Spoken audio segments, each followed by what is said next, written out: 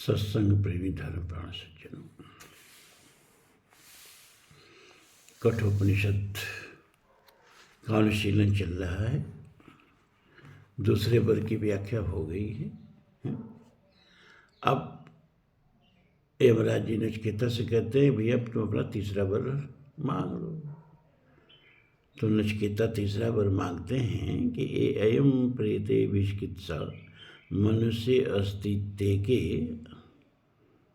नायम अस्तित्व चैके एतद् विद्याम अनुशिष्ट त्वया अहम वराणामीश्वरस्तृतीयः ये अयम प्रेते विचिकित्सा मनुष्य अस्तित्व के नायम अस्तित्व चैके।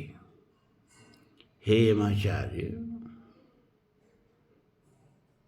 ये जो एक संदेह इस विषय में है, विचिकित्सा माने संदेह। क्या संदेह है? कुछ लोग कहते हैं कि मरने प्रेत माने मरने के बाद, प्रेत बनने के बाद माने मरने के बाद आत्मा का अस्तित्व रहता है। अस्तित्व एके, आत्मा का अस्तित्व रहता है। एक कुछ लोग इस तरह की बात कहते हैं, न अयम अस्तित्व एके। और कुछ लोग कहते हैं नहीं नहीं, मृत्यु के बाद सब कुछ समाप्त हो जाता है, कुछ बचता नहीं है, कोई अस्तित्व नहीं बचता है, आत्मा नाम की कोई चीज़ नहीं बचती। एतद् विद्याम अनुशिष्टतया अहम, एतद् विद्याम, इस विषय में मैं आपसे अनुशिष्ट होकर के, मतलब अनुशासित होकर के, मतलब प्रबोधित होकर के जानना चाहता हूँ। अहम माने मैं, त्वया माने आपसे, इस विषय में जानना चाहता हूँ। वराणामीश्वर तृतीय, और हमारा तीसरा वर यही है। अब असली कठोपनिषद का जो मुद्दा है वो सामने आया। एक कथा के माध्यम से, एक आख्यान के माध्यम से कठ ऋषि ये ज्ञान विज्ञान की बात दृष्टांत से क्या होता है कि बात थोड़ा समझ में आ जाती है। और ये बताना जरूरी था कि आत्मविज्ञान से पहले कुछ सीढ़ियाँ हैं जिनको चढ़ना जरूरी होता है। परिवार के प्रति दायित्व और प्रकृति, पर्यावरण और देवताओं के प्रति दायित्व का निर्वाह करने के बाद ही ब्रह्म ज्ञान की सीढ़ी पर पैर रखा जाना चाहिए। इन बातों को इस दृष्टांत के द्वारा कितना बड़े ढंग से समझाया गया है। तो कहानियों को, जो तत्व को समझाने के लिए गढ़ी जाती हैं, उनको ऐतिहासिक नहीं समझना चाहिए। अब तो थोड़ा सा भी प्रबुद्ध आदमी सर का प्रश्न उठाएगा भाई कि यमराज के यहाँ नचिकेता कैसे चले गए, शरीर से गए या शरीर यहीं छोड़ करके आत्मा से गए हैं। और फिर आत्मा से गए तो आत्मा को तो न भूख लगती है न प्यास लगती है, तो 3 दिन बिना कुछ खाए पिए बैठे रहने का मतलब क्या हुआ? तो इतना तर्क वितर्क करने के लिए दृष्टांत नहीं रचे जाते हैं। बस दृष्टांत को कैप्सूल समझो। दवा को पेट में डालनी है तो उसको कैप्सूल के माध्यम से डाल देते हैं।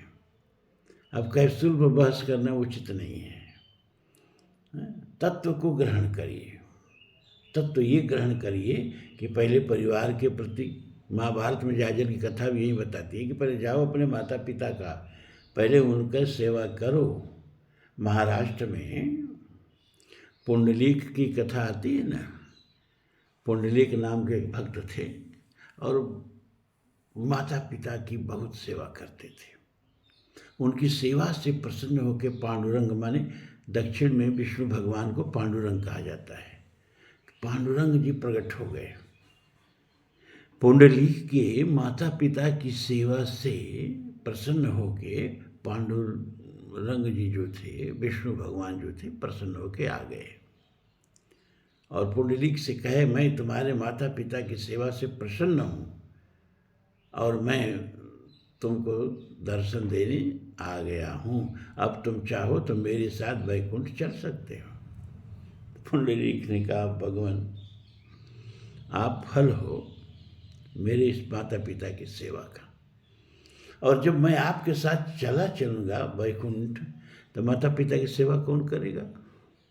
जब तक माता पिता जिंदा हैं यही तीर्थ हैं, यही वैकुंठ है, इनकी सेवा करूँगा। अब इनकी सेवा से जब प्रकट होके आप आ गए तो इनकी सेवा से वैकुंठ भी मिल जाएगा। अगर इनको छोड़ के चला गया तो कार्य छोड़ दूंगा तो फल भी छूट जाएगा, आप भी छूट जाओगे, वैकुंठ भी छूट जाएगा। हाँ, आपको खड़ा होने में थोड़ी तकलीफ होगी तो एक ईंट सरका दिया कि तब तक इस पर बैठे आराम करें, अब मुझे माता पिता की सेवा करने दें। तुकाराम कहते हैं, तू कितना ढीठ है रे, तूने पांडुरंग को ईंट सरका दी है? क्या मतलब? कि मतलब ये कि आप जब तक माता पिता पुत्र को, पत्नी को, सबको उनके साथ जो कर्तव्य है पूरा नहीं कर लें, अगला कदम बढ़ाने की आवश्यकता नहीं। दूसरी चीज़ ये, इसके बाद आपका प्रकृति के प्रति, पर्यावरण के प्रति, देवताओं के प्रति जो ऋण है उसको उतार लें, तब इसके बाद ब्रह्म ज्ञान की सीढ़ी पर पाँव रखें। इस आख्यान के माध्यम से बात कितनी सुंदर ढंग से समझाई गई है। तो हमको आख्यान पकड़ना चाहिए, सार सार को कही रहे, थोथा दे उड़ाए। ठीक है, तो तीसरा वर मांगते हैं। इस विषय में जो विचिकित्सा है, संदेह है कि मरने के बाद व्यक्ति का अस्तित्व रहता है कि नहीं रहता है। कुछ लोग कहते हैं कि रहता है और कुछ लोग कहते हैं कि नहीं रहता है। एतद् विद्या, तो हम आपसे इसी विषय को जानना चाहते हैं, अनुशिष्टतया हम आपके द्वारा उपदेशित होकर के, क्योंकि इस विषय में आपसे सुंदर बताने वाला कोई नहीं है। वराणामेश वर स्थिति, यही मेरा तीसरा वर है। अब आप देखो, यमराज के यहाँ तो पहुँच ही गए हैं नचिकेता, पहुँच गए हैं ना यमराज के यहाँ। तब ये पूछने का क्या उचित है कि मरने के बाद अस्तित्व रहता है कि नहीं रहता है? अगर नहीं रहता है तो आप पहुँचे कैसे, मृत्यु के सामने खड़े हैं कैसे? इसका मतलब ये है कि नचिकेता और यम का संवाद नचिकेता के लिए नहीं हो रहा है, नचिकेता के माध्यम से आपके लिए हो रहा है, सर्वजन के लिए हो रहा है। वरना नचिकेता तो मरने के बाद मृत्यु के सामने बैठे ही हैं। अब पूछने का सवाल क्या है कि मरने के बाद अस्तित्व रहता है कि नहीं रहता है, आपके लिए पूछा जाता है। और इसके बाद जो जो यमराज कहेंगे वो नचिकेता पर मत दहाना, अपनी पर दहाना है। आप अपनी पर कि ब्रह्म ज्ञान के लिए क्या क्या पात्रता चाहिए, ये जो नचिकेता के ऊपर यमराज जी कहेंगे उसको अपने ऊपर लीजिएगा। हमेशा ब्रह्म ज्ञान उपदेश सत्संग उत्तम पुरुष बन करके सुनना चाहिए, यानी जो घटे अपने ऊपर घटा के सुनना चाहिए। रामायण सुन रहे हो, राम का कथा, तो राम के पात्रों में अपने को देखो कि तुम कहाँ खड़ा हो सकते हो। सुग्रीव के साथ खड़ा हो सकते हो, कि विभीषण के साथ खड़ा हो सकते हो, कि भरत के साथ खड़ा हो सकते हो, कि लक्ष्मण के साथ। आप कहाँ हो इस कथा में? कृष्ण कथा सुने तो अपने को देखे हम कहाँ हैं। अरे कहीं हम रावण के दल की तरफ, कंस के परिवार की तरफ नहीं है, कहीं वो सब लक्षण तो मेरे में घटित नहीं हो रहा है। हमेशा उत्तम पुरुष बन के सत्संग किया जाता है। तो जब नचिकेता यमराज से ये वर मांगते हैं तो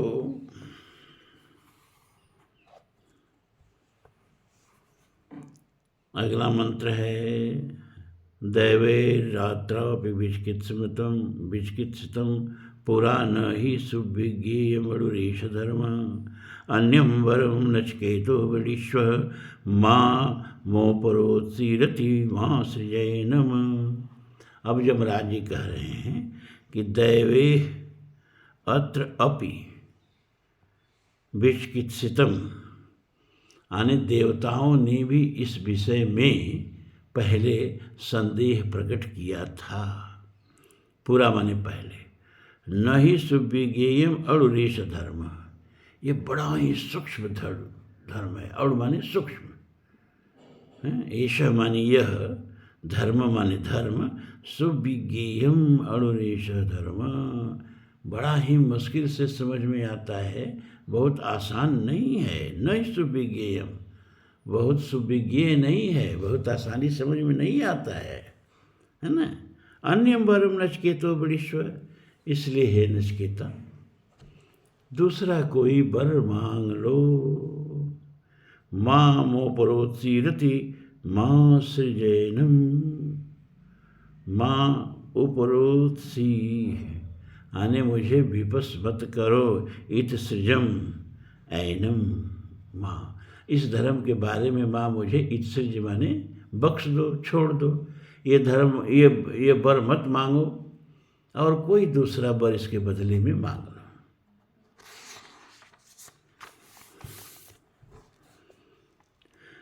देवैरात्रपि विचिकित्सं किल त्वंश मृत्यु न सुविज्ञेयमात्थः, वक्ता चास्य त्वादृगन्यो न लभ्यो नान्यो वरस्तुल्यम एतस्य कश्चित्।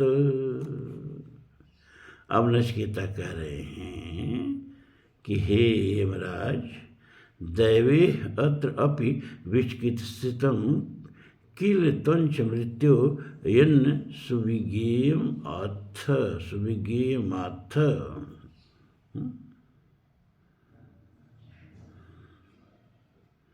आप कहते हैं कि देव को भी इस विषय में संदेह का पुष्टि नहीं हो पाई, वो भी संदेह मतलब आत्मविद्या का उनको भी पूरा ज्ञान नहीं हो पाया है।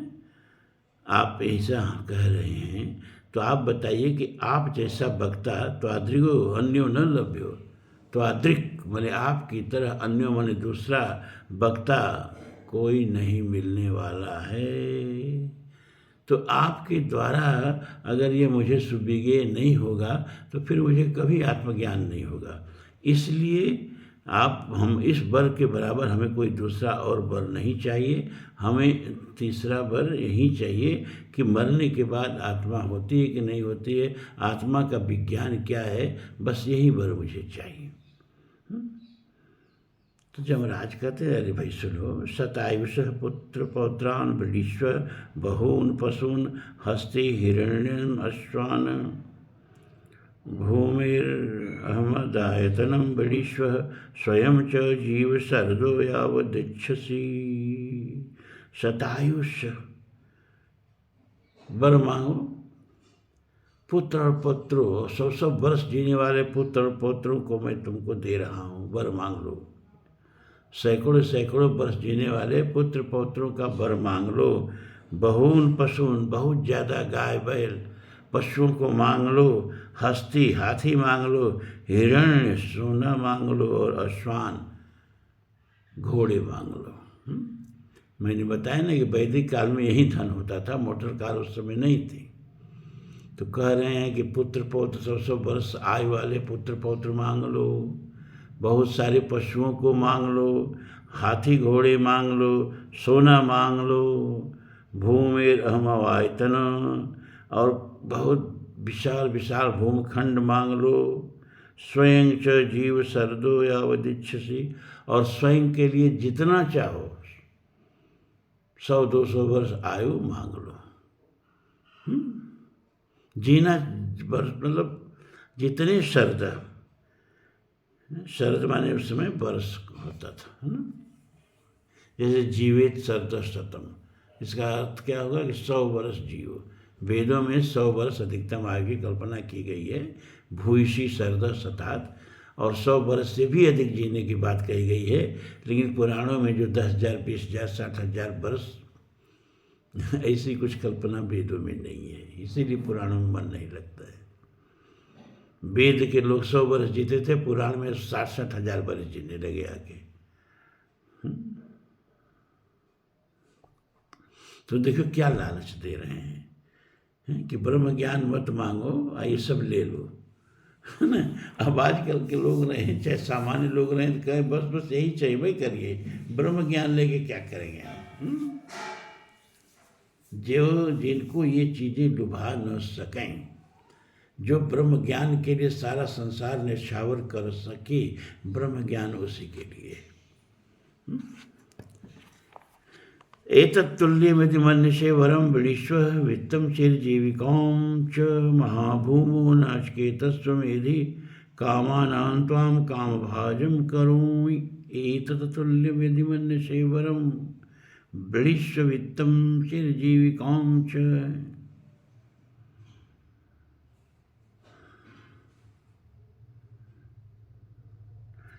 मतलब एतत् तुल्यम, ये आत्मज्ञान के तुलने में अगर ये जो मैं आगे भी कह रहा हूँ, अगर ये सब चीज़ें तुमको अच्छी लगे तो ये सब चीज़ें मांग लो। चिरजीविका, चिर जीवन मांग लो, वित्तम धन मांग लो, महाभूमो राज्य के राज्य मांग लो, और कामानां तो काम भाजम करो, जो तुम कामना करो उस तुमको उपलब्ध हो जाए। जो इच्छा करियो मन माही, प्रभु प्रसाद कछु दुर्लभ नाही। तो काम भोजम, कामनाम काम भोजम, मतलब कामना करो और वो काम की वस्तु तुम्हारे भोग के लिए तुम्हारे सामने उपस्थित हो जाए। इच्छा भोग ये भी वर मांग लो। बस ये आत्मज्ञान वाला वर डाली दो। देखिए कितनी बड़ी बड़ी लालच जा रही है। ये कामा दुर्लभा मर्त्यलोके सर्वान् कामाः सदन्तः पार्थेष्व इमा रामा सरथा सतुर्याः न हि दृशा लम्भनीया मनुष्यैः आभिर्मत्प्रतापि परिचारस्व नचिकेतो मरणं मानुप्राक्षी। ये कामा दुर्लभा मर्त्यलोके सर्व कामान सदन्तः पार्थयस्व। जो जो कामनाएं मर्त्यलोक में दुर्लभ मानी गई हैं, जो केवल स्वर्ग में ही उपलब्ध होती हैं, वो सारी कामनाएं स्वतंत्र रूप से तुम मांग लो।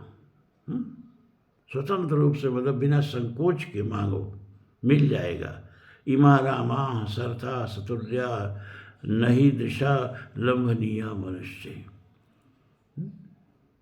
ये सुंदर सुंदर स्त्री, काम कला में प्रवीण, नृत्य के संगीत के द्वारा मन मोहने वाली, जो धरती पर मनुष्यों को कभी लंघनीय माने उपलब्ध नहीं हैं। आभिर्मत प्रताभि परिचारस्व नचिकेतो मरणम मानुप्राक्षी।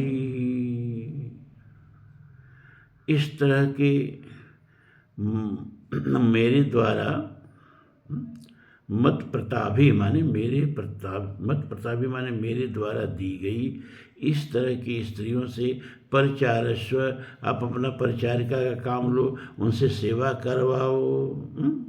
और मरने के बाद लेकिन ये मरने के बाद आत्मा होती है कि नहीं होती है, ये आत्मविज्ञान की बातें मत पूछो।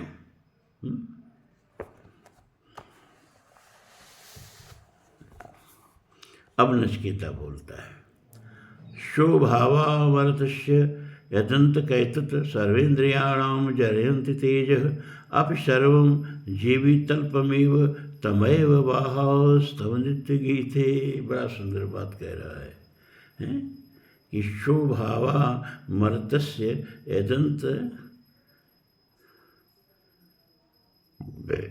ये जो कुछ भी आपने देने के लिए कहा है, ये चीज़ें कितनी स्वल्प हैं, आज हैं कल नहीं है। सुतवित नार सकल धन कैसे उपजे, घटा जाहि नव जैसे। आज हैं कल नहीं है, सब क्षणिक हैं।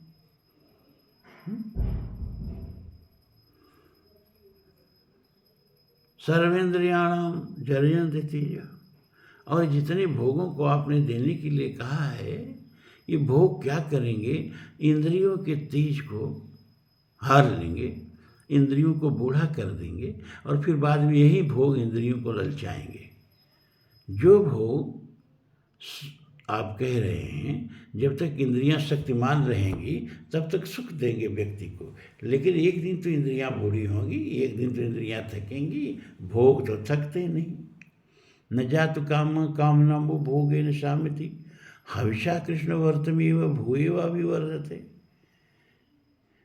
भोगने से इंद्रियों के भीतर जो भोगेप्सा है, भोग के प्रति लिप्सा है, भोग के प्रति जो आसक्ति है, वो कम नहीं होती है। जैसे दांत को खुजलाओ तो खुजली कम नहीं होती है, खुजली बढ़ती जाती है। इन दो इंद्रियों के भीतर जो विषयों की खुजली हो रही है, जो विषयों की अग्नि धधक रही है,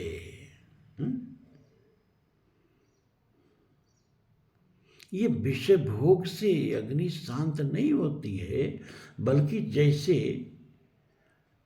आग के अंदर, अग्नि के अंदर घृत डाली जाए अग्नि को बुझाने के लिए, तो अग्नि बुझेगी नहीं, और धधकती जाएगी और जलती जाएगी। ये हम अभ्यास बस अग्नि को स्त्रीलिंग बोल रहे हैं। अदरवाइज उपनिषदों में, गीता में, संस्कृत में अग्नि पुल्लिंग है और हिंदी में वही स्त्रीलिंग है। तो कभी कभी हम लोग जब संस्कृत के मूड में रहते हैं तो पुल्लिंग बोलने लगते हैं, और जब हिंदी में आ जाते हैं तो स्त्रीलिंग बोलने लगते हैं, तो श्रोता घबरा जाता है कि ये भाई तनके में अग्नि पुल्लिंग हो जा रहा है, तनके में स्त्रीलिंग हो जा रहा है, करें क्या।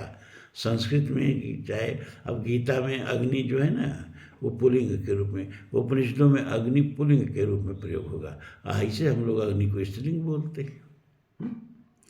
तो ये अग्नि बुझती नहीं है, और संस्कृत के हिसाब से बोलेंगे तो ये अग्नि बुझता नहीं है, इंद्रियों के अंदर जलने वाला और मांगता है, और धधकता जाता है ये अग्नि।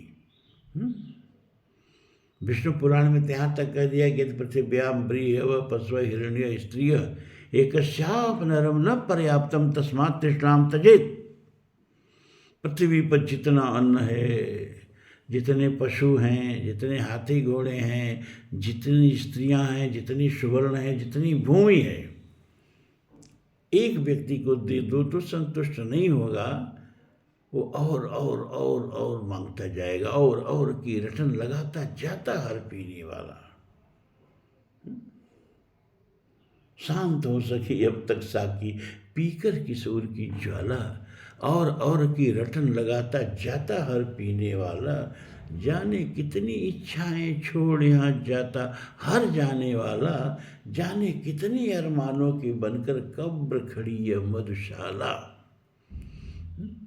मैत्रेय जी कहते हैं कि लोग जाते जाते कुछ और देख जाना चाहते हैं, मुदती हुई भी खुली आंखें रह जाती। तो बड़ी सुंदर बात कहते हैं नचिकेता, हे प्रभु ये गाने वालने वाली औरतें, ये सारा ओग भोग ना, ये आपको ही मुबारक हो, इसको आप अपने ही पास रखो, ये सब मुझे नहीं चाहिए। तो क्या चाहिए तुमको भैया? कहा मुझे तो बस वही आत्मज्ञान चाहिए। और कल जो थोड़ा जप के बारे में बता रहे थे, 2-4 मंत्र और फिर पहली बल्ली खत्म हो जाएगी, तो ये अब छोड़ दे रहे हैं कल के लिए।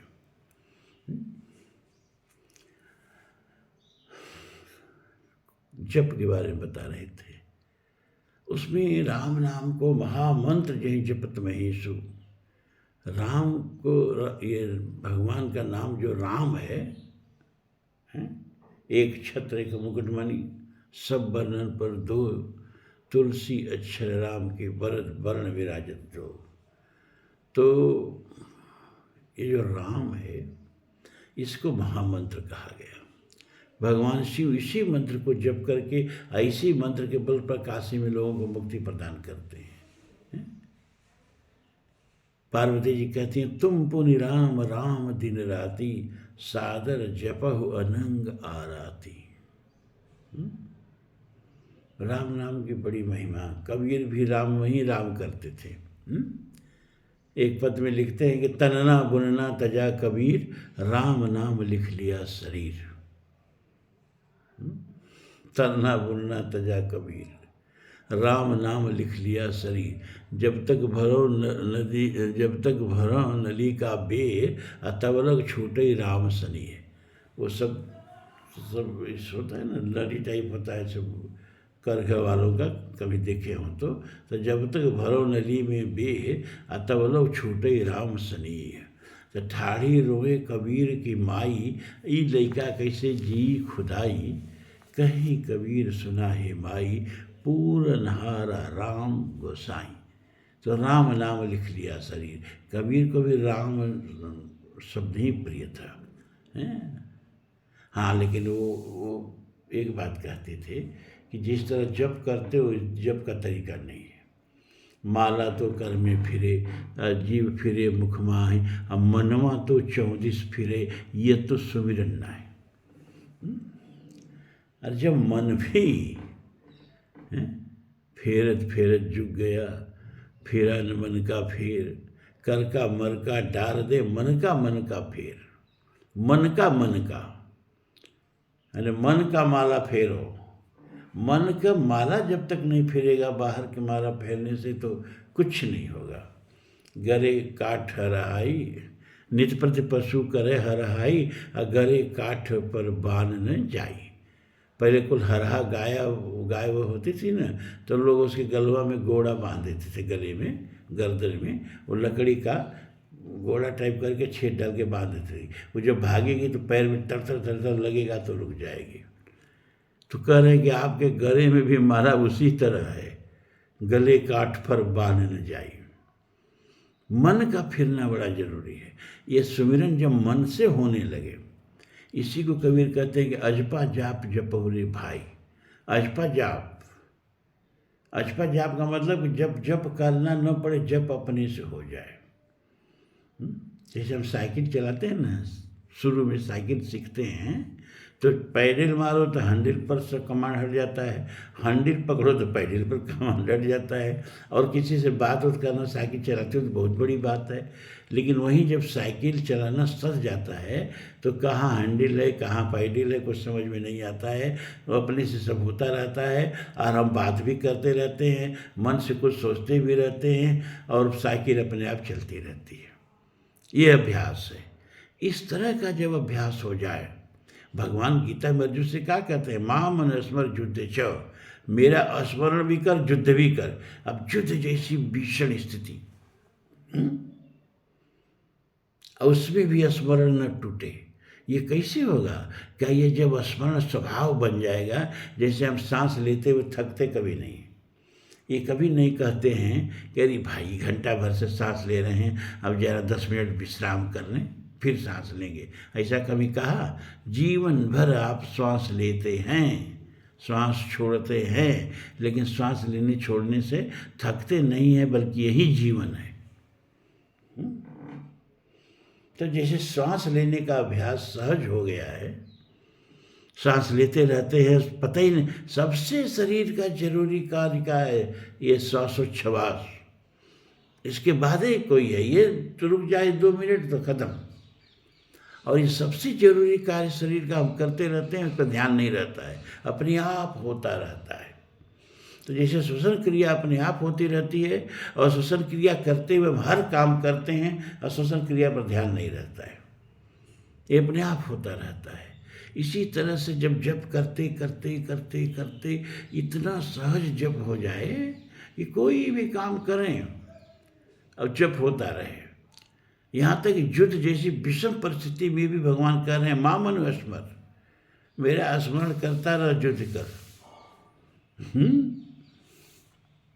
जैसे हमको लग रहा है कि विनोबा भावे ने अपने परिचय में इस बात को समझाया है कि 5-6 महीने के बच्चे की धात्री माँ है, 2-3 महीने के बच्चे की धात्री माँ है, और वो कोई भी काम करती है उसका ध्यान बच्चे पर रहता है, और थोड़ा सा बच्चा रोया कुछ किया सब काम छोड़ के दौड़ के बच्चे के पास जाती है। तो जैसे धात्री माँ का सहर कार्य करते हुए ध्यान जो है अपने उस छोटे से शिशु पर रहता है, उसी तरह से बैठे सोते खड़े उताने कहें कबीर हम वही ठिकाने। जब मन से इतना प्रभु का स्मरण होने लगे, हस्तव च कर्म स्मरस्तव पादयोर न, भागवत में कहा ना, वाणी गुणानुकथने, वाणी से परमात्मा आपका कथा चलती रहे, आपका गुणानुगान होता रहे, आपके विषय में ही वाणी लगी रहे। व्यर्थ का बकवास करने से प्रभु की लीला कथा का वर्णन करना कितना उत्तम है। कीन्हे प्राकृत जन गुण गाना, सिर धुन गिरा लगत पछताना। हमसे लोग कहते हैं कि ये लिखिए, वो लिखिए, वो लिखिए। हमने गंगा पुराण लिखा, वेद से लेके आरण्य ग्रंथ, ब्राह्मण ग्रंथ, उपनिषद, 18 पुराण, 18 उपपुराण, वाल्मीकि रामायण, महाभारत और रामचरितमानस। इसमें जहाँ जहाँ गंगा हैं सब कथा को समेट के संदर्भ सहित हमने गंगा पुराण में लिखा। फिर चारों वेदों का कम से कम 4 बार, 1 बार 2 बार से तो नहीं, कम से कम 4 बार एक एक मंत्र को वेद की देखा, चारों वेदों का। और गौ के लिए एक जिस भी अर्थ में गौ का कोई शब्द मंत्र में किसी आया है उस मंत्र को चुन लिया। इस तरह 2000 मंत्रों को उनके संदर्भ के साथ संकलित करके उनके देवता, उनके ऋषि, उनके छंद, सरल अर्थ जो सबके समझ में आ सकी। वैदिक वाङ्मय में गौ, ये मेरी दूसरी पुस्तक तैयार हो गई। तीसरी पुस्तक मेरी आ रही 1 महीना के अंदर, नासदी सूक्त। हालांकि हमने पूरा शीर्षक दिया था कि क्या बिग बैंग थियरी हमारे नासदी सूक्त की कार्बन कॉपी है, लेकिन वो प्रेस वाला ने खाली नासदी सूक्त के नाम से छाप दिया। लेकिन भीतर वर्णन यही है, पूरा विज्ञान का भी वर्णन है, बिग बैंग का भी साइंटिफिक वर्णन है, नासदी सूक्त से उसकी तुलना की गई है ना। और इसको इंग्लिश और हिंदी दोनों में लिखा है हमने, उसी एक किताबिया में। पहले मंत्र लिखा, मंत्र को फिर हिंदी में अर्थ दिया, फिर उसी मंत्र का इंग्लिश में अर्थ दिया, इस तरह से। तो मेरा उसी सब में मन लगता है, सब संसारिक चीज़ें लिखिए, वो लिखिए है ना। कीने प्राकृत जन गुण गाना, सिर धुन गिरा लगत पछताना। तो अजपा जाप, जाप करते करते ऐसा अभ्यास हो जाएगा कि अब मन से जाप होने लगेगा। अब कर का मन का डाल दे, मन का फेर, कर का माला छोड़ो, अब मन का माला फेरो, इसको अजपा जाप कहा। और जपस तदर्थ भावना, जो भी मंत्र जपो पुराणों में देखो उसका महात्म कहाँ है, उसका महात्म जानो, उसका अर्थ जानो। राम शब्द का तो मानस में अर्थ एकदम भरा पड़ा है, महात्म भरा पड़ा है। नाम लीत बहु सिद्ध सुखाई, करो विचार सुजन बनवाई। नाम अखिल अघपूग न सावन। पाप का पहाड़, जैसे ही थोड़ा सा चिंगारी थमाओ तो अगर रुई का पहाड़ हो तो जल जाता है, वैसे पाप का पहाड़ राम नाम की चिंगारी से जल के राख हो जाता है। और राम का नाम अपने आप में यज्ञ है। यह तीनों प्रकार का यज्ञ है। यह जपात्मक यज्ञ भी है, अभिषेकात्मक यज्ञ भी है और हवनात्मक यज्ञ भी है। जपात्मक यज्ञ का मतलब जप ही रहे हो तो जपात्मक यज्ञ हो गया। अब हवनात्मक यज्ञ कैसे है भाई? क्या देखो, इसमें अग्नि भी है, इसमें वेदी भी है और इसमें हवि भी है। अग्नि कहाँ है? कर्रा। जब तालू से जीभ टकराती है तो घर्षण से अग्नि पैदा होती है।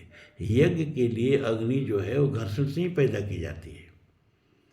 अरण मंथन से ही उसी अग्नि में आहुत होती है। नहीं कि सलाई मारा, थोड़ा सा घी गिरा के सलाई मार के जला दिया, यज्ञ नहीं। अरण मंथन से अग्नि प्रकट करके उस अग्नि से यज्ञ किया जाता है। तो यहाँ अरण्य मंथन क्या है? क्या तालू से जीभ टकरा रही है, र र र र, ये अग्नि हो गया। और फिर अग्नि जब प्रज्वलित हो जाती है उसको क्या करते हैं? उसको जो हवन कुंड है ना, उस हवन कुंड में अग्नि को ले जाके डालते हैं। ये हवन कुंड क्या है? ये मोही हवन कुंड है। जब आ कहते हैं आ, तो इस अग्नि के लिए हवन कुंड खुल जाता है। अब इसमें अग्नि पड़ गई रा, इसमें तो रा जो है रो, ये हो गया अग्नि। आ मुंह खुल गया, ये हो गया हवन कुंड, ये हो गया वेदी, इसमें अग्नि है। और अब इसमें हवि कहाँ है? क्या देखो, सारी हवियों का देवता जो है उसको चंद्रमा को मानते हैं। ये अन्न का देवता है चंद्रमा, ये सोमरस का देवता है, ये अमृत का देवता है। म, तो जब म कहा तो चंद्रमा का मूल है म, और म कहते हैं ये सारा हवि जो है इस मुंह में प्रज्वलित अग्नि में पड़ जाता है, इसलिए हवनात्मक भी हो गया। राम जपात्मक भी हो गया, हवनात्मक भी हो गया। और जब हम राम कहते हैं तो मन की धारा हृदयस्थल में स्थित प्रभु में अरवरत गिरने लगती है।